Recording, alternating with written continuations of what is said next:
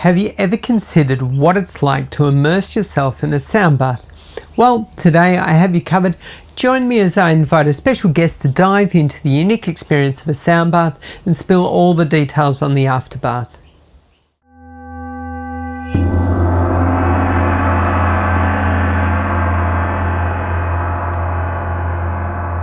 Welcome to the Afterbath, where we explore unique experiences and wellness practices. I'm your host, Matt.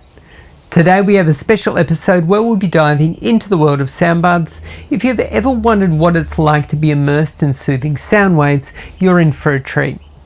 Today we're joining Loretta on her transformative journey as she immerses herself in the fourth of 6 consecutive sound baths, each bringing her close to inner peace and self-discovery. Through these sessions, Loretta has had a powerful realization while diet and exercise are essential, true well-being also requires nurturing her mental health.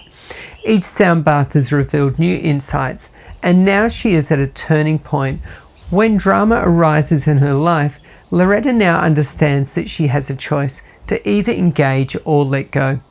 Empowered by this awareness, she no longer feels trapped by life's ups and downs. Loretta recognizes her old ways of thinking as an outdated operating system and is stepping into a more grounded, less reactive way of being. But will this latest sound bath help her sustain her newfound calm, or will the pull of old habits resurface when life tests her again? Join us to explore her journey of growth and resilience. Wow. Yeah, Loretta, welcome back. Thank you. This is your 4th sound bath. It is. Wow, it's a bit of a turning point. I feel, yes. Yeah. A switch has been flicked. Yeah, amazing. Okay. Yeah. Tell me about that. I suppose, a realisation that there is a clear choice, that what I was trying to reconcile with, I suppose when I walk out of an experience like the sound bath, and when I try to bring it back into my normal day-to-days, and have the two magically just meld together and work as one, I was finding that really challenging. Yep. And I had a realisation, it's only a day or two ago, that this one, the one that I've been living for decades, doesn't gel well with being told to sort of change its way. The pattern is strong. Yes. It's quite solid. It's a well-worn track. Yes. And I'm telling it to, sort of, come on, change your ways. You got to soften up those edges and do this and do that. But I feel like I have to accept. I've got to let that go. Yeah. I have to actually change that whole format. Yes. I was trying to adapt and do a little bit of a half-half, one foot in one camp, one foot in the other, and say, I'm sure this is going to work. Yeah. I'm sure. But no, I actually now think all the beautiful patterns that are now part of my life, that I do crave, the healthy eating, the good sleeping routines, better ways of communicating, a whole range of healthier ways are a great framework, which I will stay with. Yep. But they were maintenance for a very stressful life. Yeah. They were just keeping everything just okay. And they did get me through. Yeah. But I've realised a lot more of that framework has to crumble away. Yeah. So that includes certain reactions to stresses in life. Yeah. Certain patterns of that racing energy. Yeah. It's not doing me any favours. Yeah. And that's hard. That's a really hard one in living in Melbourne, and you have to navigate through always congested traffic at this point because we're going through a big change. High demands on time, of expectations of quick, we need this, and you got to get so just the physical demands, but also I suppose even on a on communication levels of, you know, quick response to, I sent you that yesterday, or I texted you and I haven't heard back, or all of those next level expectations that we've all got layered up on what we're already doing. So it's made for a very stressy, tense way of living, and I've just realised I have to change it all up. Yeah. So the sound bath approach, it's interesting how the week 1, week 2, week 3 taught me some things. And week 1 was the biggest realisation that I can come back to a state that is quite, it's more going back to who I am, the core of who I am. Yeah. And it had a lot of that childlike me held in that lovely golden way that I went through the afternoon. Yep. And I was navigating through the hospital, and every interaction was just sweet. Yeah. It lost the coarseness and the harshness that I've, you know, experienced days and days before. Yeah. And it felt so golden, like in such a stressful time. You know, my husband's there in a hospital bed, and we're not knowing what's happening with his heart, and having to wait for surgeons to inform us, and nurses to take care of the day-to-day. So it was, on that level, it should have been very stressful that afternoon. Should be like you'd be having a meltdown, right? Absolutely. I would have been having a meltdown. Yes. All the you know, you're flooded with all the what if this, what if that's going on. But it was anything but, and it was a level of golden sweetness. Yeah. And I thought, geez, if you live like this all the time, how could that be possible? So it was a reminder of a way of being. Yes. And not necessarily being, you know, forever a child in the world, and because we've got responsibilities, we've got things that you still have to do. You just still need to eat, right? Yeah, exactly, and everything that's involved with getting that meal onto the table. So it's like, I thought, is there a way? And it stayed with me all afternoon into that night, for the next day, or the next couple of days.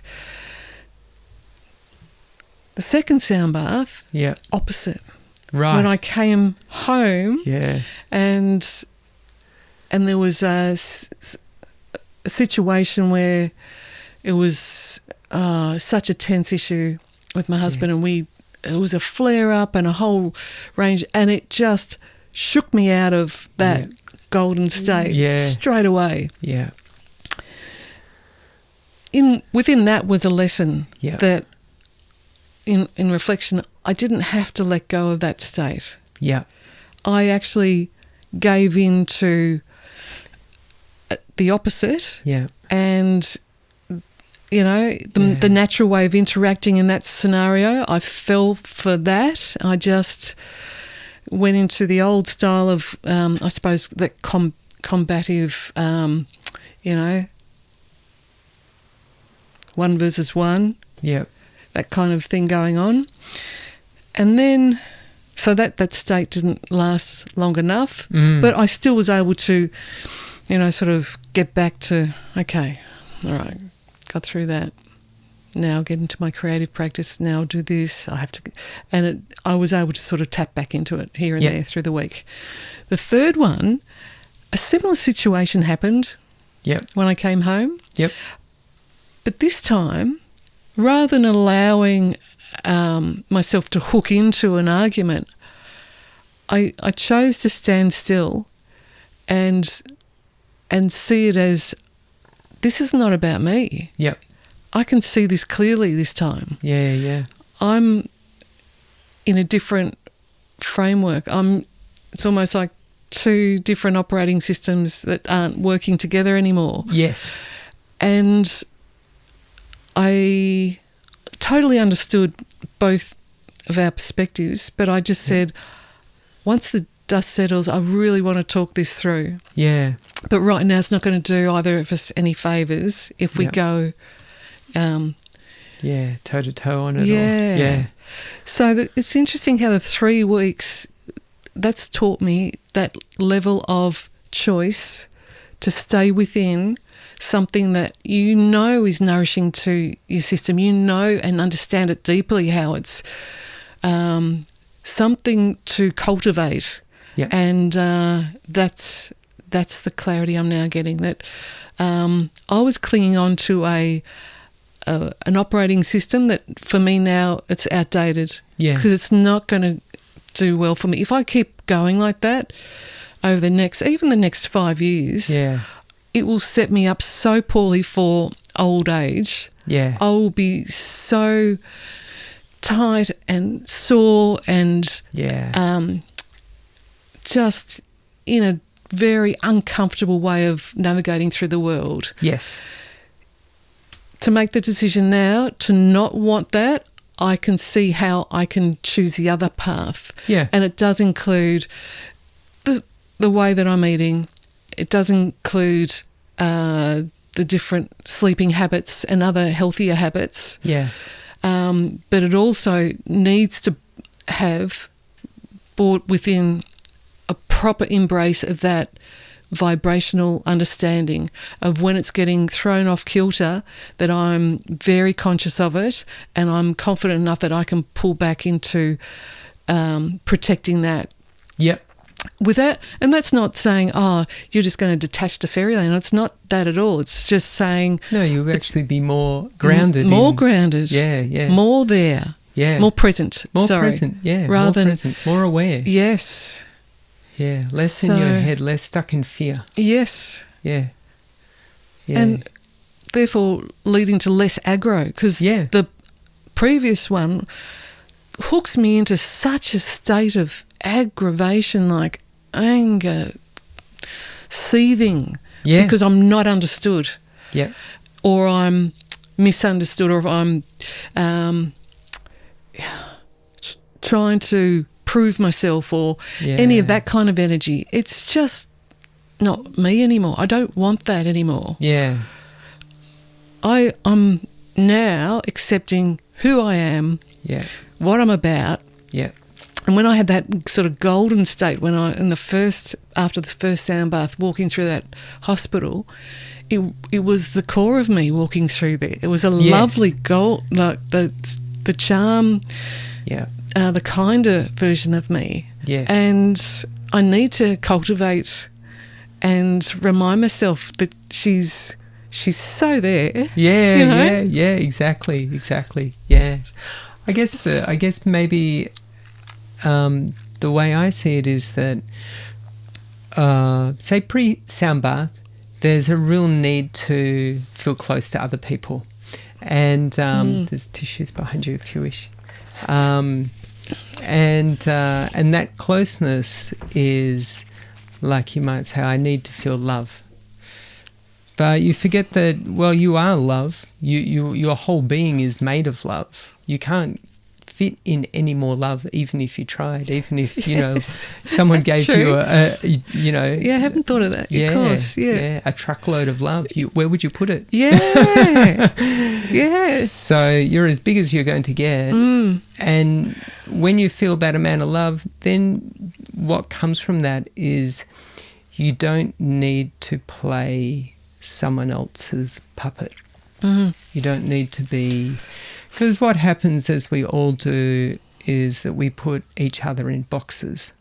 We look at each other and we say, oh, yeah, you're a female of this age, of this class, of this, culture, whatever. And then you start making guesses. Oh, yeah, this is what I'm going to get out of you. And if I don't, I'm going to be a little bit maybe afraid, because it will be going beyond the box that I've put you in. Yes. So exactly. And we do that to everyone that we're around, like I'll do it to my wife will do it to me. And I'll expect my wife to behave a particular way because she's my wife. Yeah. And if she doesn't behave like my wife, I'll get disappointed because I'll say this is not the wife that I want. Yeah. Which is totally ridiculous. Yes. That whole thing is just putting each other in boxes. Yes. And when you step away from that and you go, you know what, I don't need to put anyone in a box. Exactly. And then I also don't need to behave in someone else's box the way they want me to behave. I like that you mentioned that. Yeah, exactly. And it's not that you then become distant, it's just that you can be more at peace with the way people are because you go, oh, I see. You're just confused as the way you think I am. Yes. And that's okay. I'm just not playing that role. Yeah. Yeah. And if you're getting upset about that, that's okay. That's not me. That's just something for you to learn. Yeah. It's a projection. It's a projection. Yeah. So, but I think probably what I used to do was that I would want people to be maintained within the boxes that I created for them, and I would want to be liked, so I'd be happily playing someone's version of me. Yes. But it just it's not possible because it's so restrictive. People's boxes change all the time and you don't always know, like, how do you want me to behave? I thought I was doing all the right things, but now you've changed and I don't know how to behave. Yes. And that's right up in your face when you, the family dynamics with, the brothers and sisters you've grown up with. Yeah. And, you all go on your own different paths. And whenever you come back together, a lot of them are like, what? Yeah.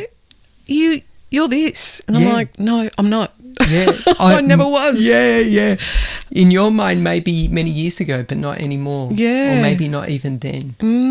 Yeah. Yeah, it was just this little box, this set of expectations because of the gender role or because of the age, because I'm the older one and that's right. You're my little sister and all that sort of stuff you going behave on. like a little sister. Yeah. So, yeah. But it is that funny thing.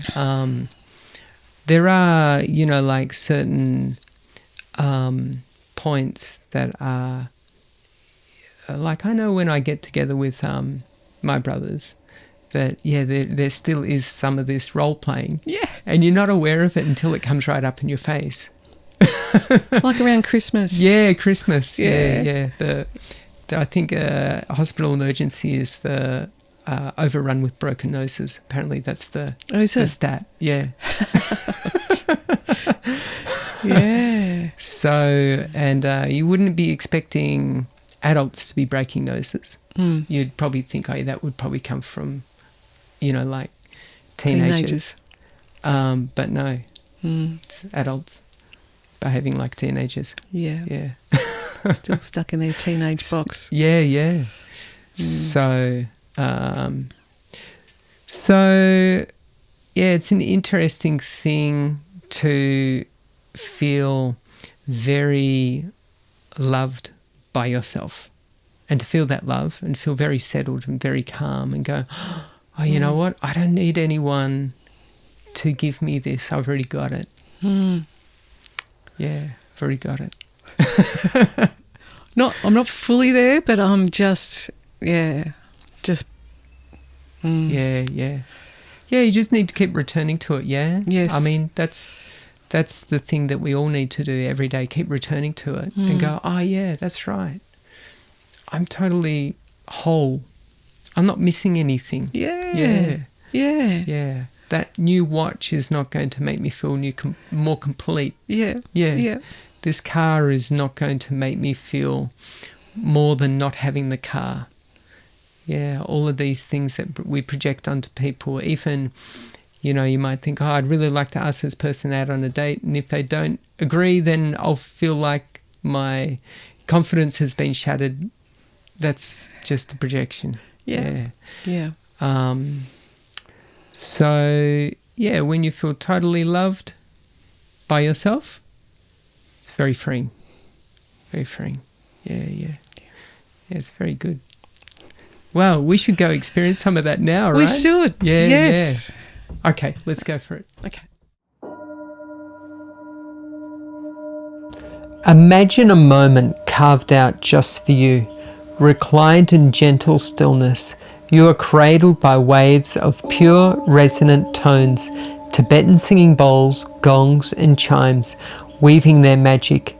Each sound becomes a loving embrace, reaching into the deepest corners of your being, dissolving tension and inviting serenity. In this sacred space, the outside world melts away. The chatter of the mind quiets, replaced by the soft hum of harmony flowing through you. It's not just an escape, it's a homecoming, a reminder of your innate balance, strength and connection to the infinite. Here, relaxation is just the beginning. A sound bath is a radiant pause in life's rhythm, offering renewal, clarity and peace. Whether you're seeking a moment of stillness or a deeper connection to yourself, this is your time. Step through the doorway and let the whispers of the universe guide you back to your center. This is your invitation to realign, recharge, and remember the essence of who you are. Wow. Yeah, welcome back, Loretta. This is post sound bath. That is. It is. Yeah.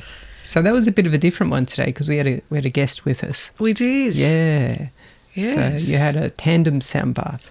Yeah, a unique experience. Yeah. Yeah. Usually I do a lot of group sound baths. So, up to 35 people or whatnot. And but I always think that the individual sound baths should probably go a little bit deeper. Yes. But yeah, I'm wondering what it was like, just the two of you.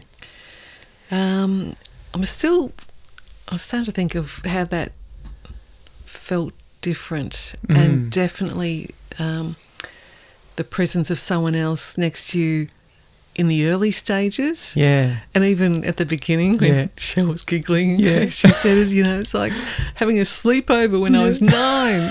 And it was kind of, that set me in a good state in terms of framing it, of getting back to an essence that I'm really happy to touch base again with. Yeah. So it set the tone for me. I don't know how that worked for Shell. Yeah. But and then as your sequence progressed, it was just like a normal sound bath. Yeah. Oh, that's good. Of previous ones. Yeah. There was no self-consciousness or interference in any way. It was just lovely, just bathing in the resonance that was waving through. Yeah. Yeah, it is a funny thing when you're around you. There's a certain amount of that animal instinct to be protective. Like, I don't want to offend someone, or I don't want to have them interfere with me in any way. And there's just that awareness of maybe protecting your own experience. Yes. Yeah, that's it. But no, it just melted away. So I think your tuning forks at the beginning there, the lovely tuning forks, that started to remind me just to sort of catch those waves rolling through, and that stopped any other conversations that were going on in my head or any other concerns. Yeah. What I find for myself is that the chatter is always there, but it's how much you engage with it, that mental chatter. Yes. And the mental chatter is very good at knowing your weak spots. Yeah. Yes. And so it will dredge up something that will be like, have you not thought about this? Well, I had less chatter than any of the sessions. Wow. Yeah. That's great. Yeah.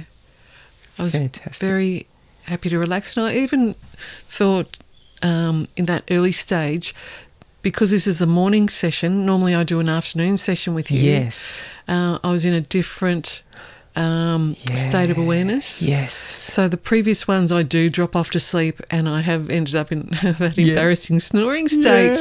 Yeah. But this time I stayed with it for a long time. Yeah. And I only just for a fraction of a moment dropped off. Yeah. Yeah. at the tail end of one of the gong sequences. Yes. But I pretty much was there enjoying that whole range. Yeah, yeah. I had noticed that because I'd been looking up from time to time trying to figure out, right, one of yours has dropped off. Who is it? Yeah. And it's interesting. You know, I guess what I'm looking for as a sound bath practitioner is how's your breathing? Oh, okay. Yeah, I'm looking at, the rise and fall of tummies, diaphragms, just to go, right, so is it getting longer? Is it getting deeper? Or is it quickening? That's an indication if there's, sometimes people find that when there's a particular bowl played, it can spark something, just like a small amount of irritation or whatnot, or it might be hitting some aspect that's reminding you of something. I did notice that. Yeah. So those gongs went into a really big, deep sequence, and I loved it. It's very cinematic for me. It's like almost, not Star Wars, but what's the other big one that's like Star Wars? Oh, where it's is it Luke Skywalker and yeah. So that very out in far into space. Yes, very big, deep energy. And then there was one particular bowl that I thought, now that actually resonates really differently in my head to something more British and royal family. Yep, they're set at a different sort of vibration. Yeah. And every time that was struck, I kept thinking, that's regal, but it's not Tibetan depth regal. It's monarchy. It's sort of a different. Yeah. Yep. It's a bit like, I guess for me, it's like trying to get to some purity that you connect with, that you can understand on a maybe not so much a hierarchy, but at least something to aspire to. So, like on a God consciousness. Yes. Yeah. Well, or a higher consciousness. Definitely feel it with the gongs. Yeah. Yeah. It cuts through your ego. Yeah. Yes. All the nonsense. It does. And it brings a strength with it. Yeah.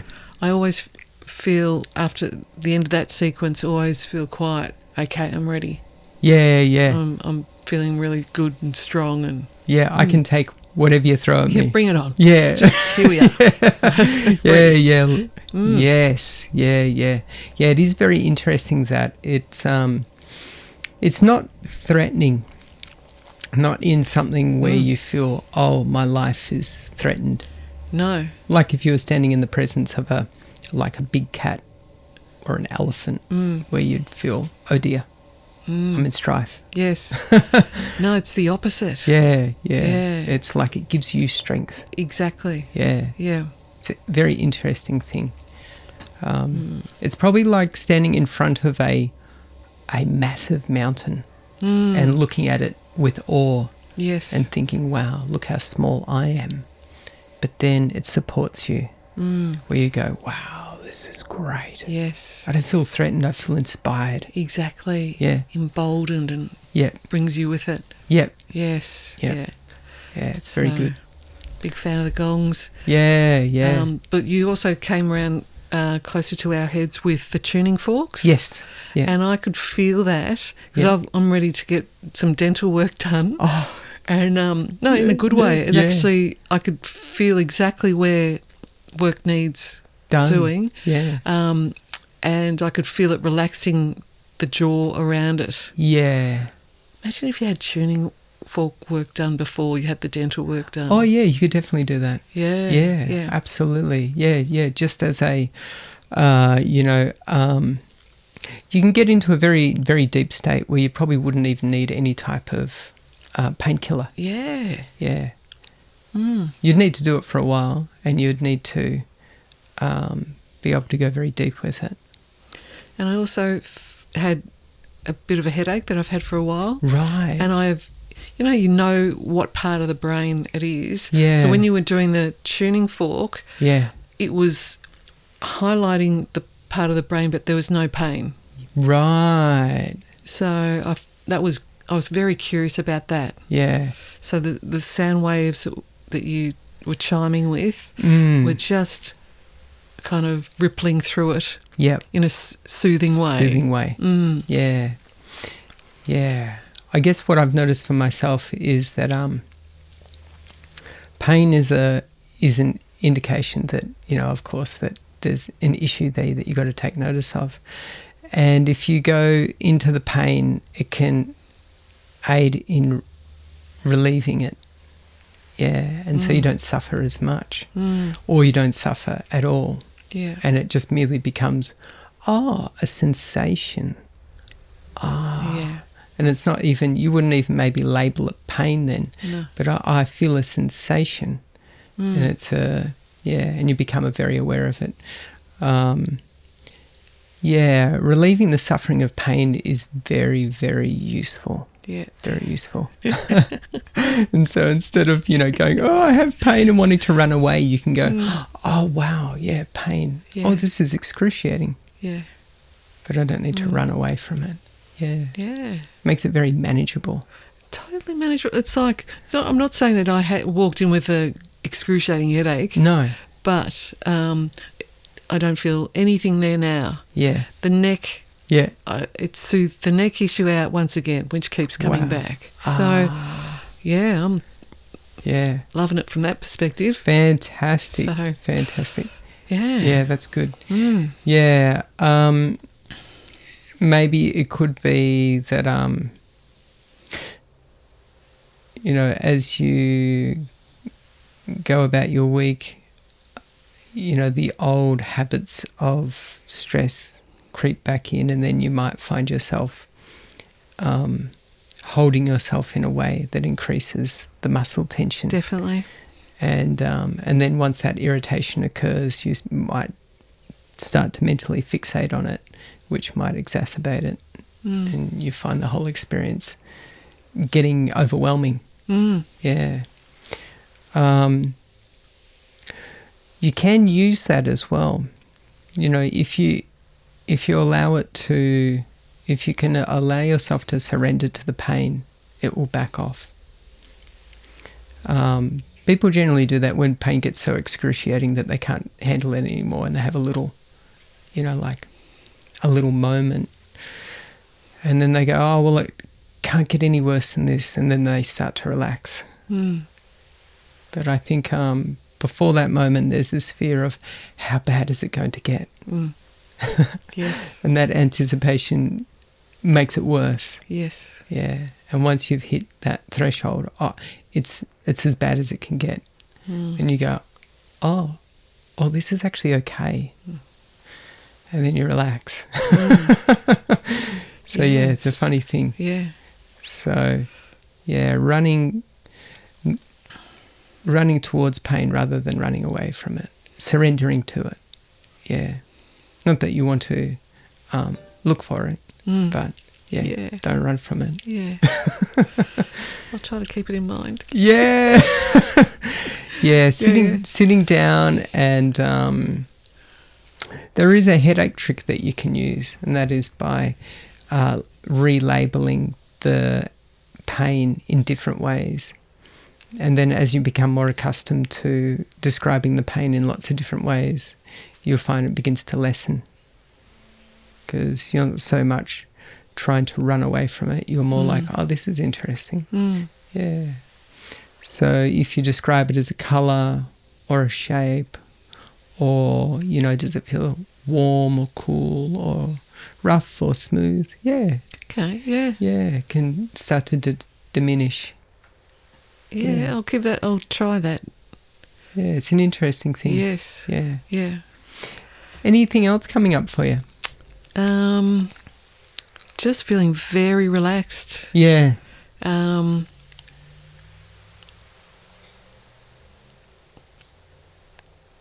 It just felt lovely to be supportive. Yeah. It felt lovely. Yeah. Yeah, yeah. Yeah, of Shell. Yeah. She was the guest. Yes. If anybody's wondering, who's this Shell? Yeah. Yes, and she went through this whole experimental phase. She went through the 6 weeks Yes. at the very beginning. Yes. And it's just gone through a rough week. So yeah, get a little test. Yeah. So we thought we'd try a dual sound bath session and see what that was like. Yes. Yeah. Seems very successful for you. I think it was pretty successful for Shell as well. She looked pretty blissed out. She did. She did. Yeah, which was good. Yeah. And anything that you're looking forward to for the rest of the week now that you want to carry the sound bath into? Very definitely into my creative work. Yeah. Very clear on my my pattern of work. Yeah. So it has been forming over the last couple of weeks. Yeah. And it's very doable now, and it's very... I've been... there's been a lot of stuff that I've had to do with the flood and with hospital stuff and different health needs, but I can carve out a good space, and that's where I'm carrying this. Yeah, great. And the creative work does involve nature, so this whole process has been enriching all that I experience in nature. So it's come at a beautiful time for my creative work. Yeah, and I remember you saying pre-sound bath, we had a little chat before our first interview, you were saying that after the sound bath, colours and detail seems more vibrant. Yeah, definitely. Yeah. Even the contrast from walking into the sound bath last week and then emerging out of the experience, the colours in your garden, there's a whole range of flowers. There's oranges and pastel pinks and reds and pinks in the fuchsia, and they were all just so rich and vibrant. Yes. The greens are iridescent greeny, you know. Yeah. And on the way in, it was just a lovely green garden, and I was still admiring, but everything was richer. Yeah. Even the vibration in the air. Yeah. So it was impacting my senses in a way that it kind of, on reflection, I had closed off some senses. Yes. Or that level of depth. Yeah. And that sound bath, it's almost, breathed space back into it. Yeah. Or relaxed me enough to be back into the depth of it. Yes. Yeah, opening up to the experience again. It is a very interesting thing. I've found that, you know, when I've become stressed, there's like a shutting down of the system, and you become very tunnel vision on solving the issue at hand. And then the world starts to become darkened around you because you don't really see, you're not concentrating on it, you're just focused on the mental activity of this issue. And then once that's gone, the world seems bigger and brighter. And it was a little bit shimmery as well. Yeah. Even a dragonfly buzzing through the air had a different that you pick up on. Yes. So I would probably say it's similar to what someone would experience if they were on like a psychedelic, like mushrooms, and they would probably say, "Oh, I am hallucinating," or "I'm getting visuals," and I don't think that's the correct thing. I think what it is that what probably most people think is normal is actually dull senses. Yes. And once you relax, your senses, become more, you lighten up and you can sense more. So, I think normality for a lot of people is actually stress. but because they're probably living with it on a daily basis, they kind of think, that this is the world. Yes, they're swimming in it. Yeah, but it's that classic joke, you know, the two young fish that are swimming along, chatting to each other, and the older one swims by and says, "Isn't the water feeling great today?" Yeah. And as he swims by, the other two look at each other and go, "What's water?" Yeah.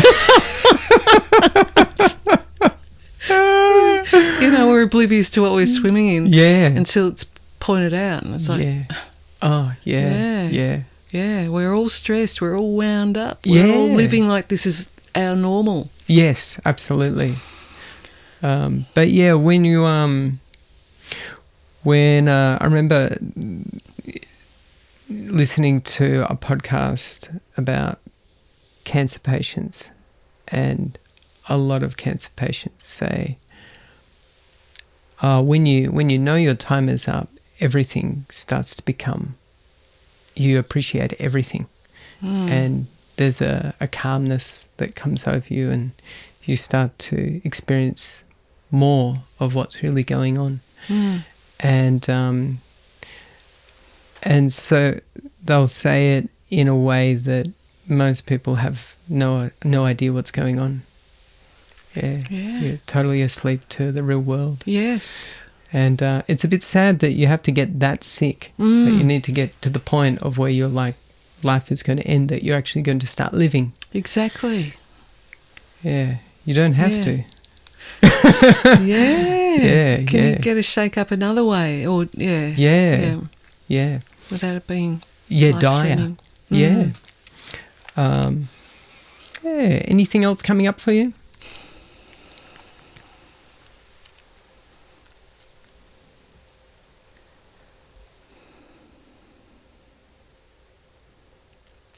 Resolve, strength. Yeah. Clarity. Yeah. Deeper understanding. And that I can see it clearly now, looking back, that I've spent decades in, and I keep calling it an operating system. Yeah. Well, it is. It you is. Know, it's like a Loretta 1.0. Yeah. And I kept, pushing back the updates. It was like, I've got enough on my plate. I don't want an update. I don't need an update right now. Yeah. I don't want my system to crash. Yeah.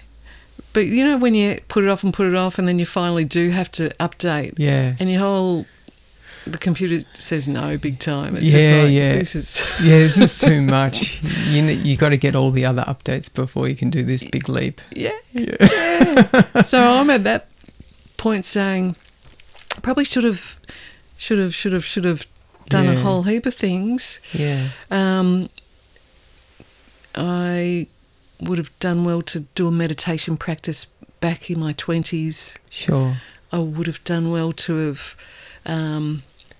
got rid of all the junk food in my 20s and 30s. Yeah. While doing jobs that were so stressful and always running to deadlines. Yeah. I was really jacking up my adrenals to a point that on one level I was loving that drive and that race. Absolutely. That rush. Yes. And in your 20s you can deal with that on a daily basis and still get through, wake up the next day, let's do it again and thrive on it. Yeah. But your system doesn't enjoy that for a prolonged period. Yeah. So, yes, I should have updated the system back then for all that harsh, high, just quick-paced living. Yeah. So now that clarity, it is reminding me, and it's actually just getting clear now. This is a big change. Yeah. Yeah. And very conscious, very aware of before and after. Yeah. And that creative work that I'm working on and building on, I can see how it will virtually become a meditation practice within itself. Absolutely. Yeah. So Yeah. what I was wanting to do, how do I hold on to this and how do I merge the two? It just becomes. Yes. Absolutely. Yeah. Yeah. And it's just practice. Yeah, yeah. And, from time to time you got a little test and you'll struggle for a little bit and then you'll remember and then you'll come back and you'll be, oh, yeah, okay, that's good. I still have to get the tuning forks. So that I feel like those will be the little, for me personally, I know that I need something physical. Yes. And then the vibration of it will bring me back to that headspace. Absolutely. Yeah, so my next investment will be 3 little tuning forks. Into the pocket. Yeah, that's it. Yeah. It's just practice. It's just practice. If anybody out there is wanting a practice, the simplest practice you can do is just do conscious breathing. Just remember that the only thing you need to do to keep yourself on the planet is breathe. And so nice, deep inhalation and exhalation through your nose. And if you keep that in check, everything else is manageable. But if you start overthinking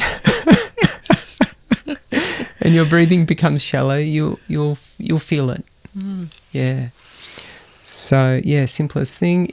And if you want to do a little upgrade on that, just make sure on the exhale you do a little hum. I love the hum. Yeah. I was doing that on the drive in. Yeah. So that 21-minute hum meditation, I still struggled with fitting that in. Into the week. And I think there were 2 days there that I was able to do it. Yeah. But when I'm driving, I'm doing the hum now. Yeah, that's it. Yeah. You can do the hum anytime. Anytime, all day long if you wish. Yeah, the hum is very useful. Yeah. I usually find that that sometimes when I'm getting late into the afternoon and I'm getting tired, I'll actually notice it in my breathing. And it won't always come on like, oh, I'm getting tired. It might be more like, oh, I can feel like a constriction around my chest. It's only very slight. It's only very minor. It's a slight irritation. But it's just enough to make me go, oh, I'm becoming aware I'm not breathing properly. Yes. And so once I start doing the humming, then it's like, oh, yeah, okay, I can keep pace and I'll get my energy levels better. Yeah. And if it gets too much, I just lie down and have a little sleep. Yeah. Well, it does put me off to sleep quickly. Yes. I have noticed. Yeah. With the in-breath, longer out-breath with a hum. Yeah. I'm just dropping off to sleep really easily. And it was a struggle in the past, so. Oh, isn't that amazing? So, I'll keep going with those ones. Yes. So a little demonstration of that if anyone's curious. We're just going to do 3 breaths now with a little hum at the end. So just inhaling through your nose. Just as big a breath as you can manage. And then when it's ready to exhale, you just hum.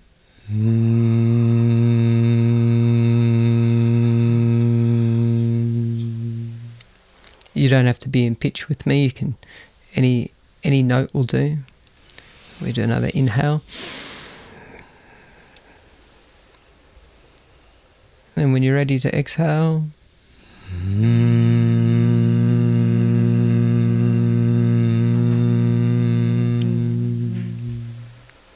then one final inhalation. Just as big as deep as you can manage. And then when you're ready, exhale with a hum.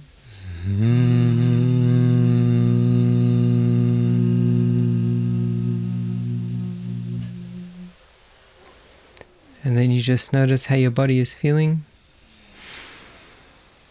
You might find that now your breathing is maybe a little deeper, a little slower, a little longer.